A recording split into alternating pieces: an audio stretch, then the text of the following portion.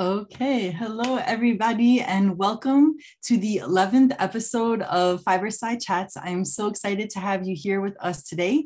And my special guest today is going to be Yochani of um, Small Beginnings Farm, forgive me, Small Beginnings Farm. I'm so excited to have her here to talk not only about farms, and there's shearing day going on at her farm. So that's like super exciting for anyone that's a shepherd and also a spinner, because that means that the goodies are going to be coming to us soon, but also to talk about the tech side of fibers. So if you are joining us for the first time, the way that it's going to work is that I'm just going to have a conversation with some questions that I have for Yochani for her to answer. And then if you have any questions or comments that you would like me to share with her, feel free to go ahead and put them in the comment section on the Facebook comment area, and I will go ahead and read them to her afterwards. Okay, so without further ado, thank you so much for coming today, Yochani. I really appreciate having you today on Fiberside Chats. Thank you so much for having me. So today I'm really excited, as I said, because, as fiber artists, right, we really deal more with tactile physical materials like yarn and wool and the tools like spinning wheels and knitting needles and all that good stuff.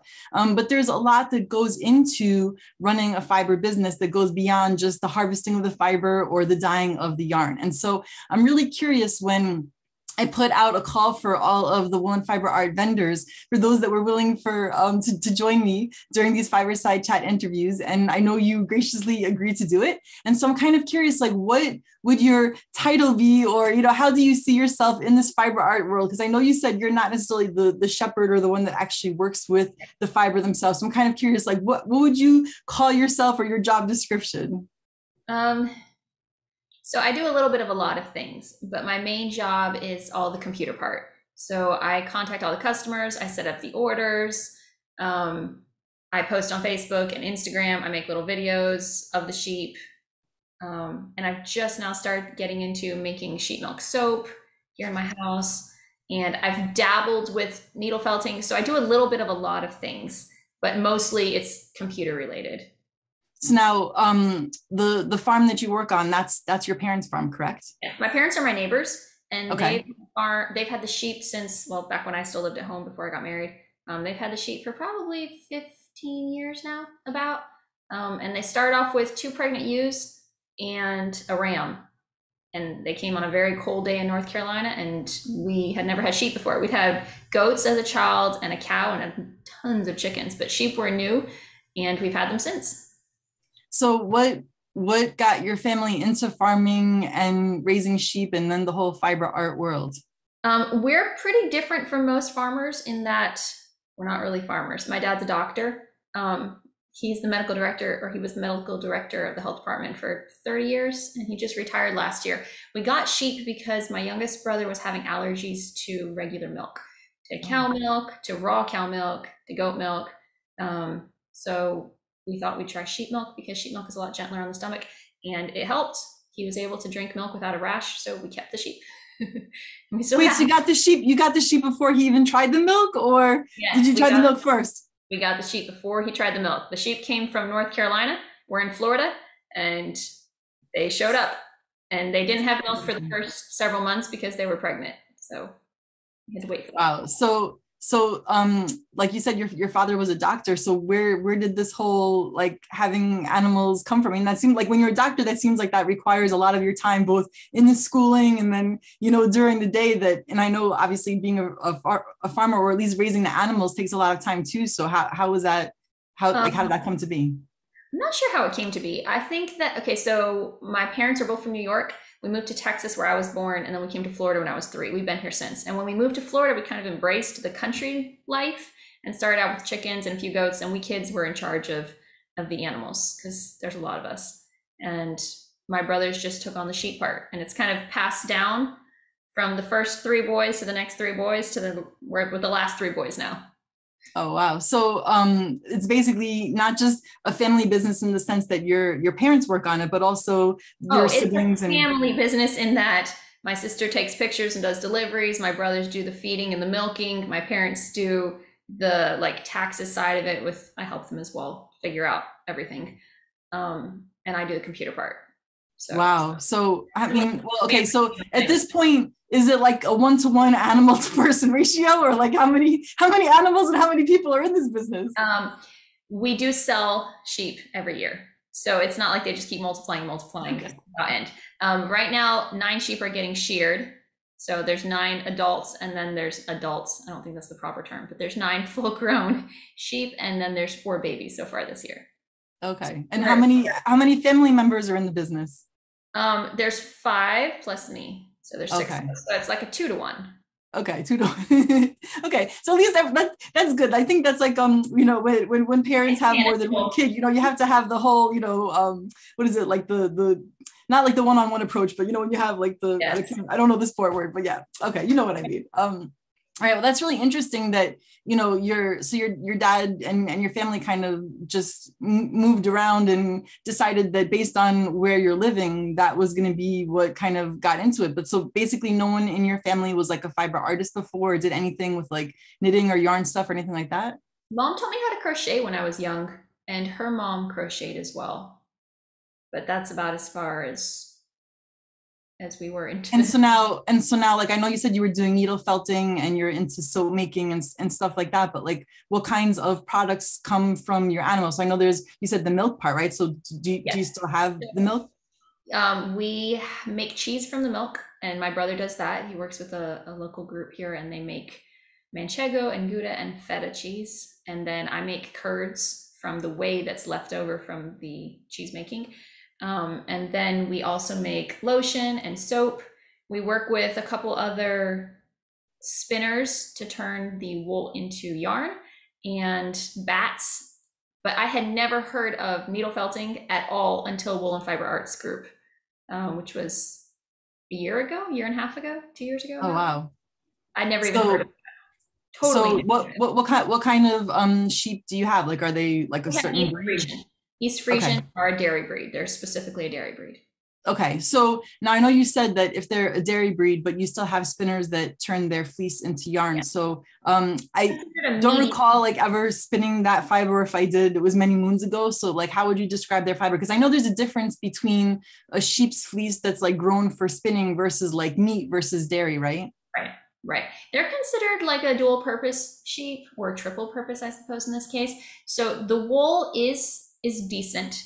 The staple length is about 3.5 inches, so it's not super long. It's not one of those beautiful, 6-inch ones.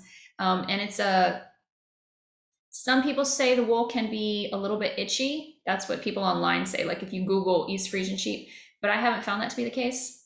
I found it to be like a sturdy staple wool.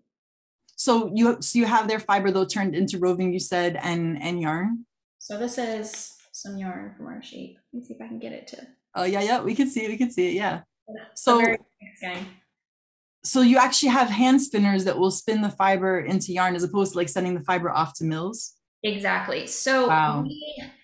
I really was not part of the business until about 3 years ago. And we had fleeces from years and years and years that were just accumulating, and we hadn't had much success selling them online. And then I was like, okay, I'm going to do something with this, because my parents were like, we're just going to dump them all. They're no good. And I said, I'm going to find someone. And I found some groups on Facebook where you send the fiber and you do trades, and they keep half the fiber and then they mail back whatever the finished product is. So I did that with all of the old fleeces and made a bunch of bats. I had yarn sent back to me. I had dyed bats.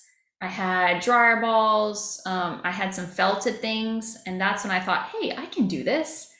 Dryer balls aren't that hard. I looked up how to make them. I got one of the fleeces myself and stuck it in a huge tub in my bathroom and filled it up with water. And I thought, oh no, now what am I supposed to do? I tried to roll it. It was so stinky.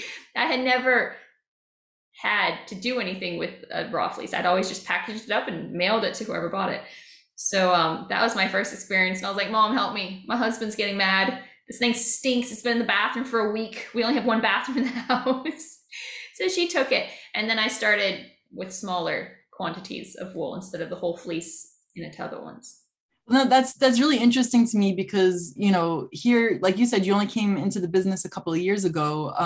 And so learning about how to do all the things with the fiber must have been a very interesting experience, especially with like COVID and not having like fiber festivals and things like that. So like, how did you learn about all of these and just like looking online? Looking online on Facebook, Googling, it was actually probably easier because of COVID since everything moved to digital. So it was easy for me to locate. I wouldn't have had time to go to fiber festivals or anything like that.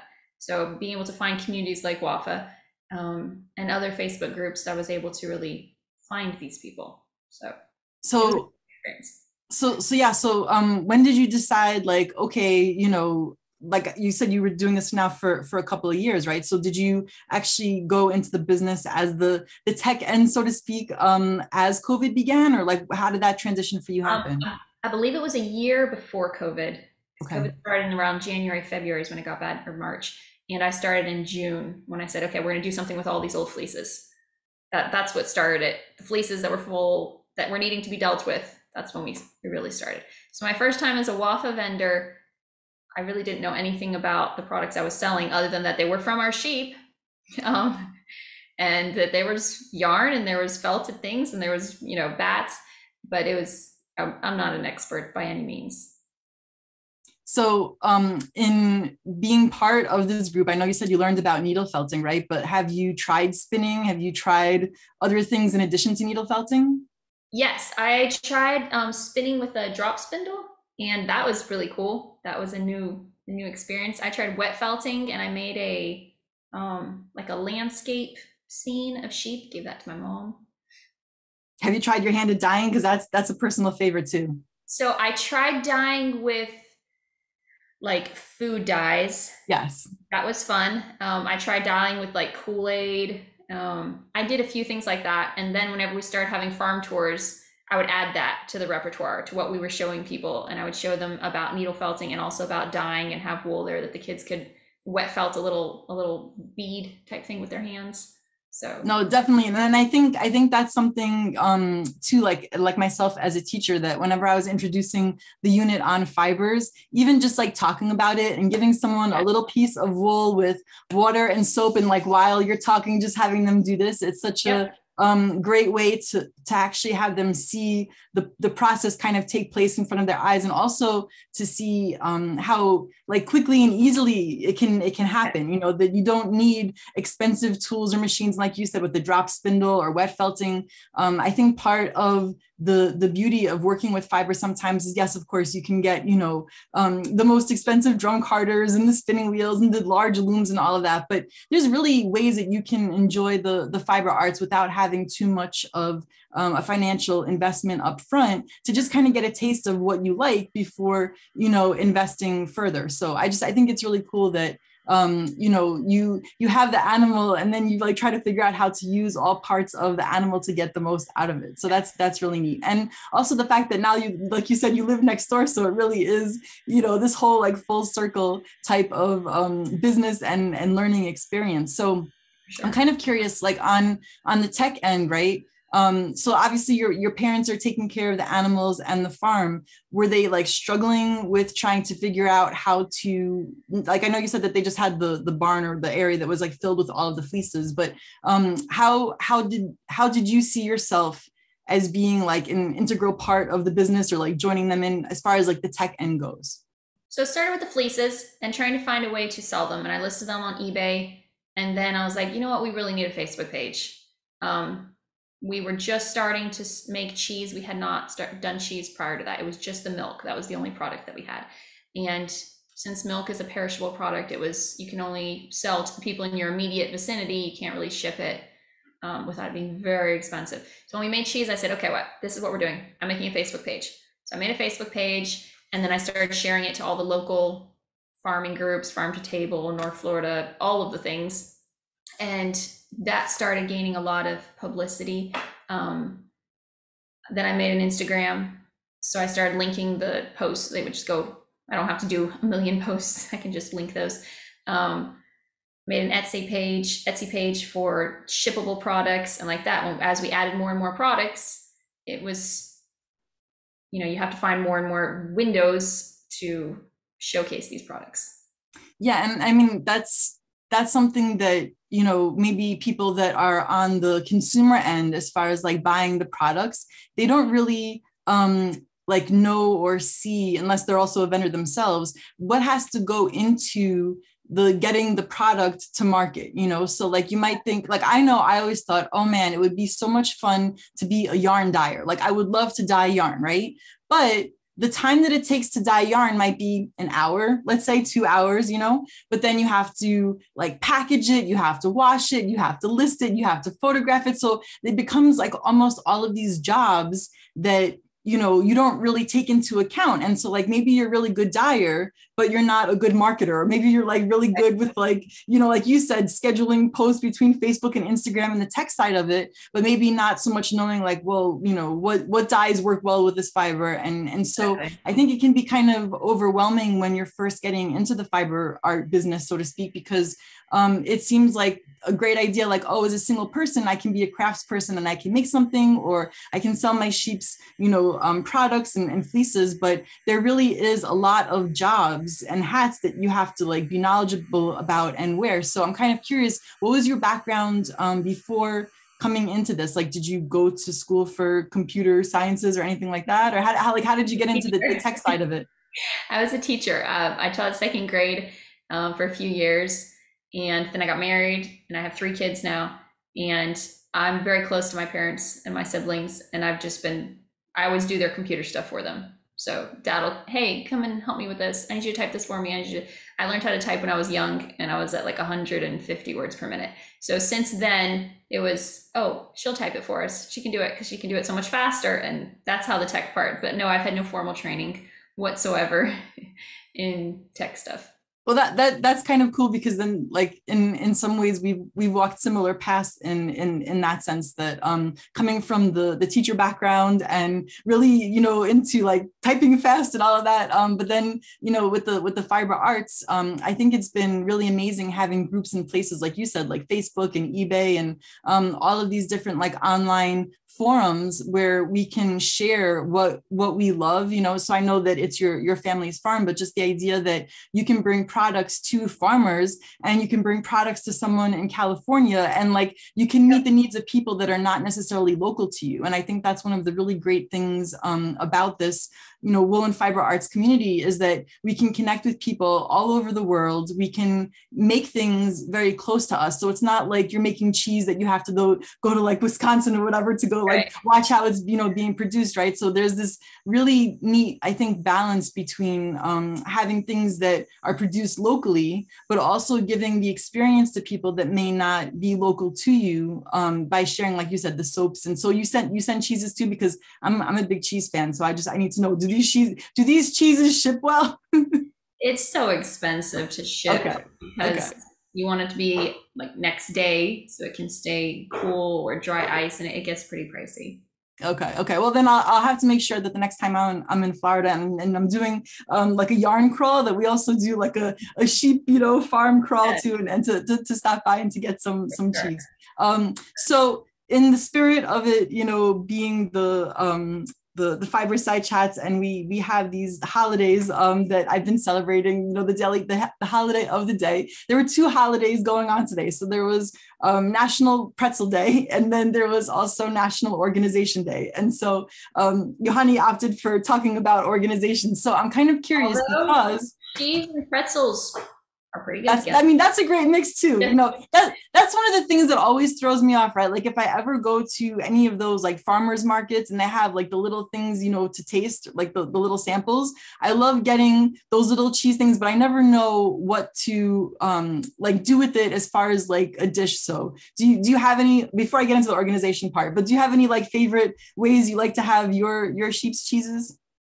I personally like to eat them just like in blocks, like a cheese board. Straight up. That's like how much better is that, right? Just plain straight up cheese. Especially the manchego. It has a very, very strong flavor, but our customers post pictures of the things they cook with them and they look really good too. Lasagnas, very good. Oh, wow. So if there's any like favorite, family recipe when you're using East Fresian cheese or milk, like I would love if you could maybe like post it in the comments or just like to share with people. We could even put it in the Wool and Fiber Arts newsletter just so that we could see what are some ways to use sheep's milk cheese. Cause I've never really gone and done anything like you said, besides just eating the block of it, right? And just like, oh, like kind of I'm like Cookie Monster with cheese, just like give me all the cheese. But yeah, so I'm kind of curious though, as far as the tech side and organization, right? Because I know that like you're working with, pictures of the animals, then you're working with pictures of the products and stuff like that. So how do you keep all of that like tech information organized? Or is it just kind of like everything is in your download folder like me and you just hope for the best that you remember what day you took the picture? I have a lot of things in my folders. I also have a lot on the computer though. I do reuse pictures sometimes as needed across the different platforms. For as far as posts go, I try to stick with, for example, Sunday will be like a product shout out. So I think of the name of the day and try and match that somehow. Okay. Or Sundays, I used to do like a joke. Every single Sunday morning there would be a joke. No, I'm sorry, Mondays, because it was like Mondays are horrible usually. And I would put a sheep related joke, usually very cheesy because, cheese jokes be, yes, very cheesy.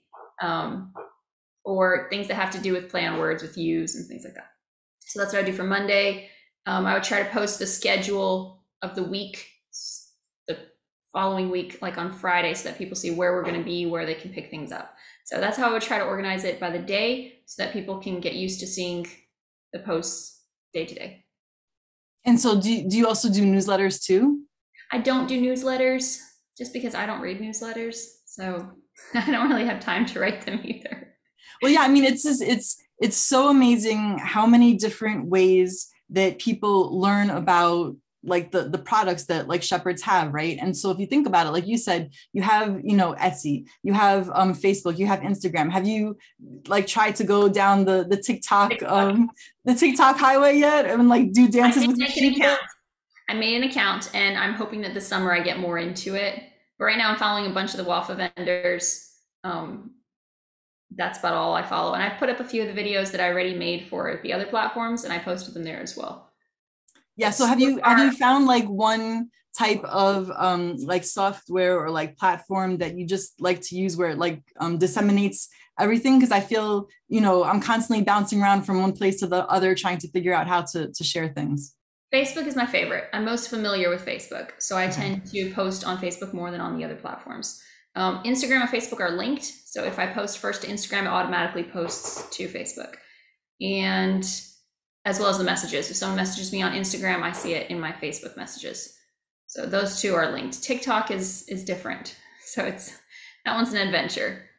Yeah, so I'm kind of curious for those people that are watching the interview now, especially if you're watching with us live, if you could just put in the comments, where do you like to get your information about your favorite, fiber vendors or fiber products? Because it's really something that I think a lot of the vendors might, I don't want to say like struggle with, but like there's this, I don't know, it's not even like a dirty word, but I'm trying to think of how to describe it. There's this word called algorithm, right?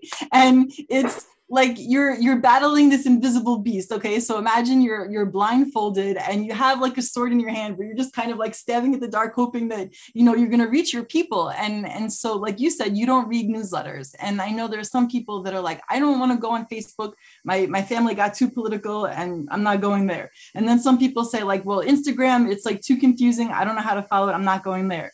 And then there are people, like myself, that are like, okay, I understand, TikTok, whatever, but I'm someone that's a very long-winded person. I don't do abbreviated like 15, I can't do, I'm not concise, right? So the idea of doing something for like 30 seconds it's anxiety inducing. I'm like, oh my God, how am I supposed to, I can't even get the sentence out in 15 seconds. So it's just, I'm the opposite.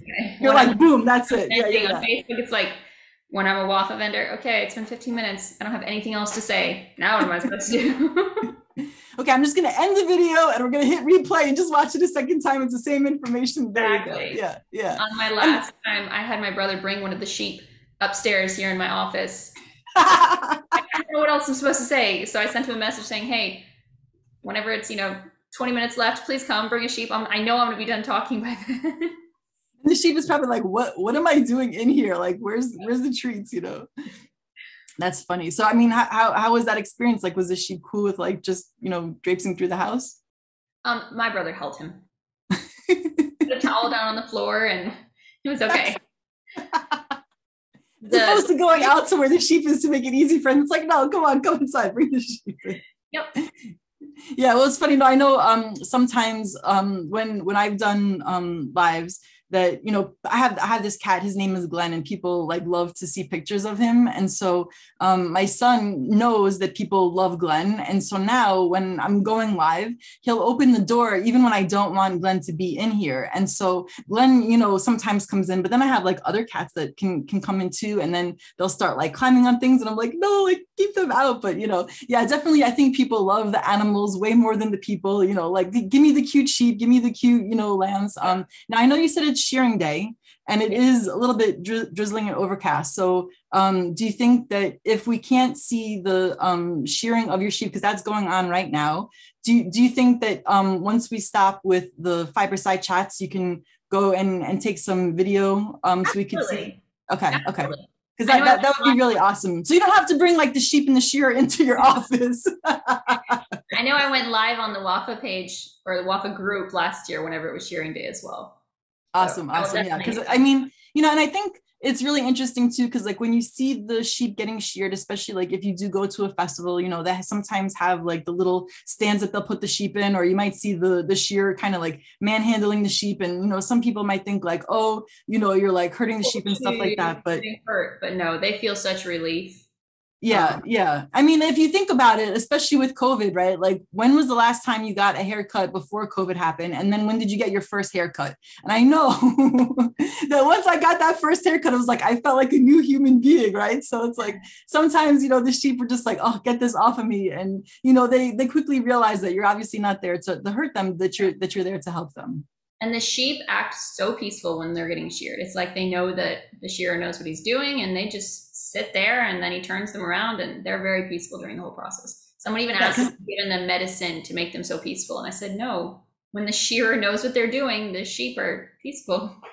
Yeah. And I think that's the same thing. Like if you bring your pets to go get like their toenails cut or something like that at, a groomer's, right? Like I know if I tried to cut my dog's toenails, he'll be screaming bloody murder, but I drop him off. I don't hear any screaming.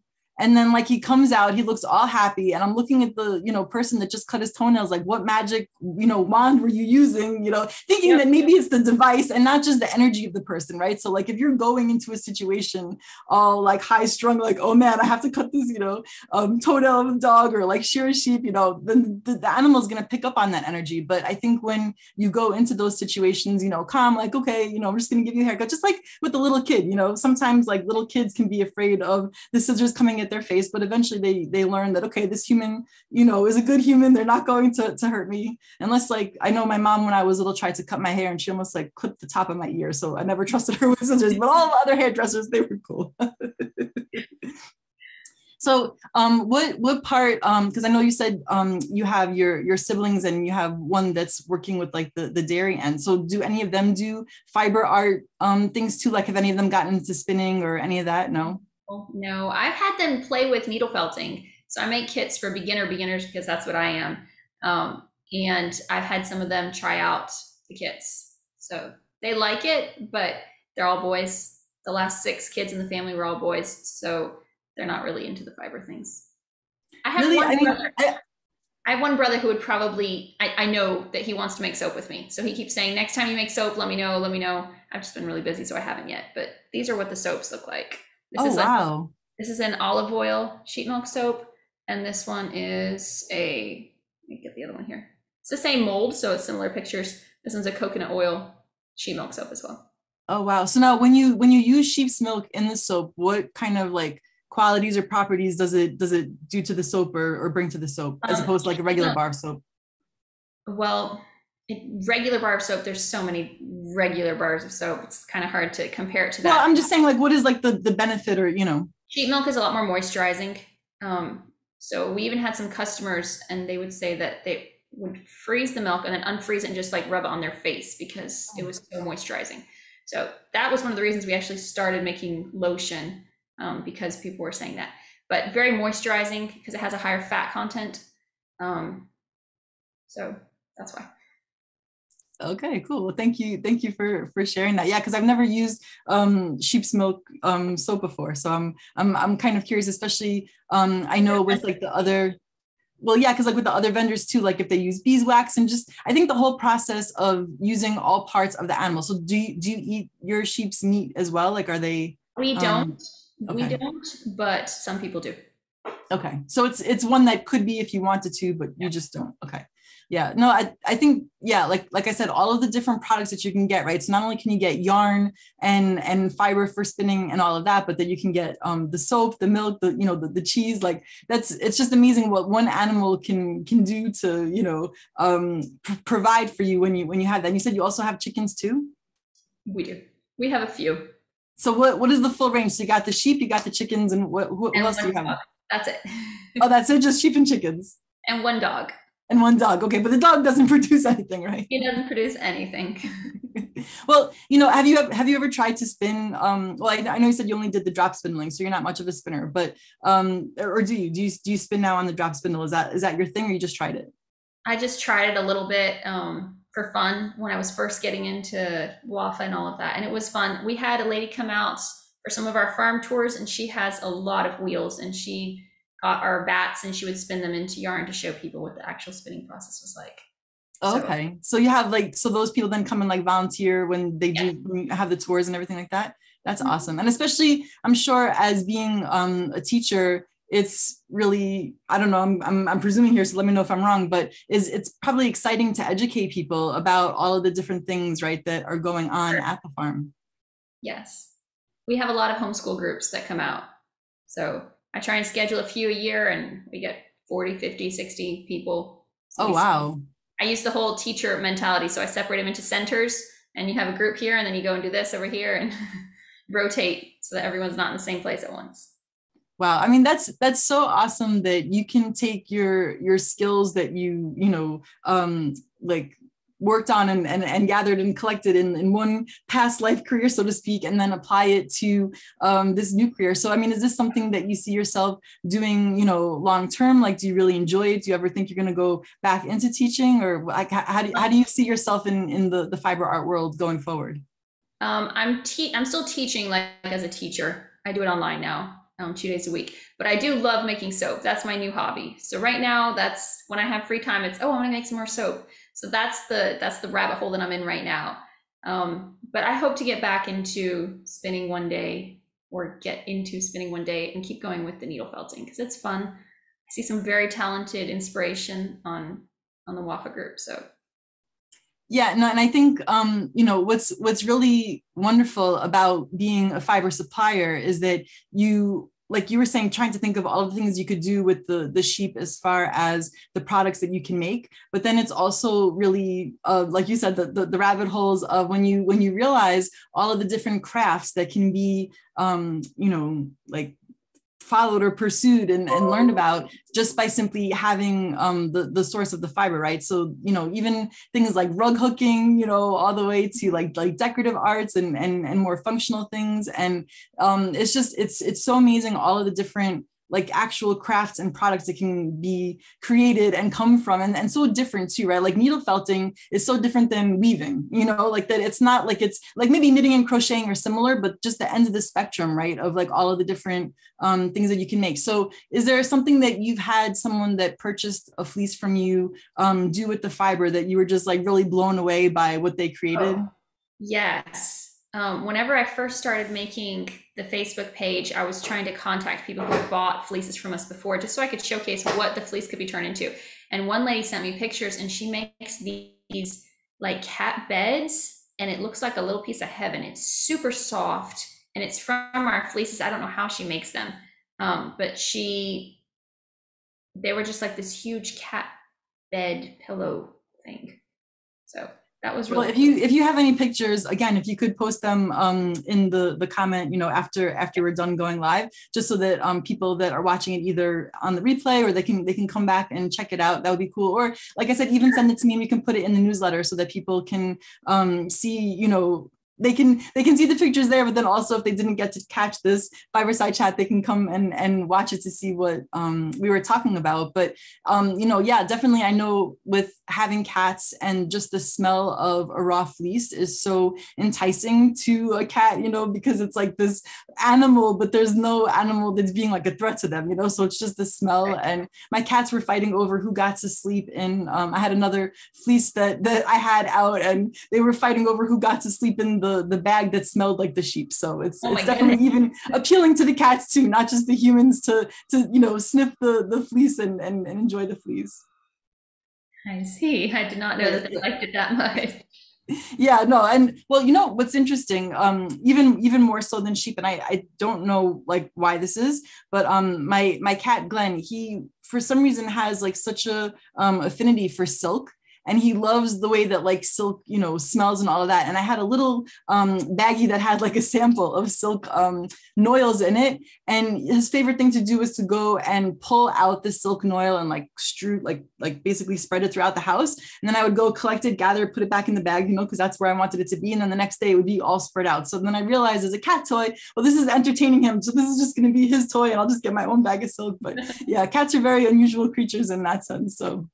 All right, so I'm going to go and check out and see if there are any comments here. Okay. All right, so someone said that the internet says that the micron count for East Fresian is 29 to 33. So do you ever test out the micron count of your sheep or do any, genetic kind of stuff like that? No, I haven't. Okay, fair enough. There. Oh, so there's some people that said, I would like to spin for you. So there you go. So if you're still, giving fleeces away and doing part of that exchange where you can keep some of the fleece and get the hand spun, just, let people know if that's something that they can still contact you about. Okay.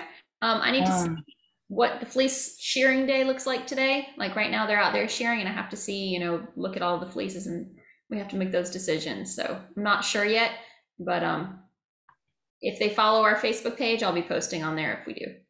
Okay, sounds good. And then someone else said your lotion is excellent. So there you go. There's a testimonial right there of the sheep's milk soap. Okay, so when I was asking people, right, where do you hear about or learn about the fiber producers and vendors? Someone said Instagram, Facebook, and TikTok, and someone else said Facebook. Now, obviously, we're on Facebook now, so I'm just going to assume that that's where most people are getting their information about vendors and fiber art products.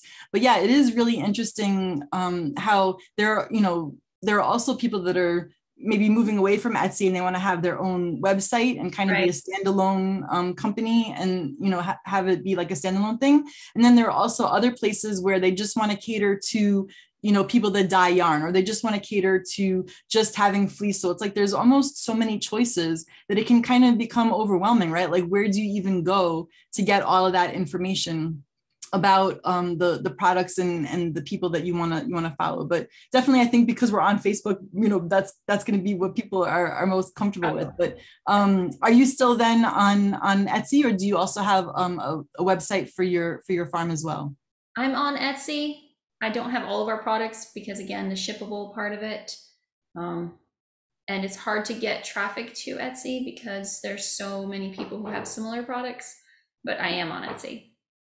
Yeah, and I think that's also what's hard with Facebook too, because I know you need to have like a physical product, so you can't have a digital product as far as like having a store. So that can be really difficult if you're like a yarn designer and you have a pattern that you wanted to sell to someone, but you want it to be digital and not like be a physical piece of paper. So there's, all of these, challenges in the different platforms that you use in order to be able to get your products out to people. But again, I think that the Wool and Fiber Arts Group is an amazing place because it really allows people, no matter whether they are a fiber producer or if they're, more on the tech end like yourself, or like teachers like myself, that it's giving us a place where we can share what we love with the community and also have that interaction with the community to know like what people are interested in learning more about and hearing about. So I'm really excited to see whatever you can capture for us today of this shearing. That's going to be awesome. And if you create any other soaps, please let me know. I would love to be able to try one out. I don't know if you have some that are available right now, but I'm really curious to see what sheep's milk soap is like, especially since that's your passion. Now, when you make them, just before we go, do you put like any scents or like essential oils in them, or is it just, unscented? They're scented with essential oil. I make a couple custom ones. Someone just asked for unscented. So I did make a batch of unscented about 6 weeks ago because I just mailed them off. They have to cure for 6 weeks once they're made so that they can harden. But yes, I do use essential oils. So this okay. That's good to know. Yeah, I know, because definitely having the unscented is nice for those. Hold on. This one's lemon. I'm trying to see how you can see it. The one right in front of me. Yep. But yes, I have different scents.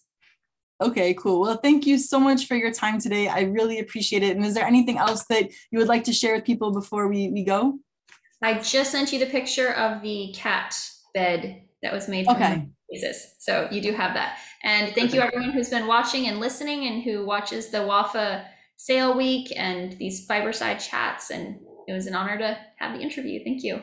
Oh, thank you so much for joining me today, Yochani. And for those of you that are watching this on the replay, just know that you can go ahead and tag either myself or Yochani in the comments if you have any questions for us, so we can come and answer them for you. And then next week on May 3rd, so that's Tuesday at 1 p.m., I'm going to be interviewing Michelle Barrett of MAB Elements. So she makes shawl pins. So I'm really excited to be able to talk to her. So if you would like to join us, I'm going to go ahead and make an event in the group. So just go ahead and click going on the group, on the event rather, and then Facebook will send you a reminder to let you know when we are going live. So thank you, everyone. Thank you again, Yochani, for being such a special guest today. And I hope everybody has a great week. Take care.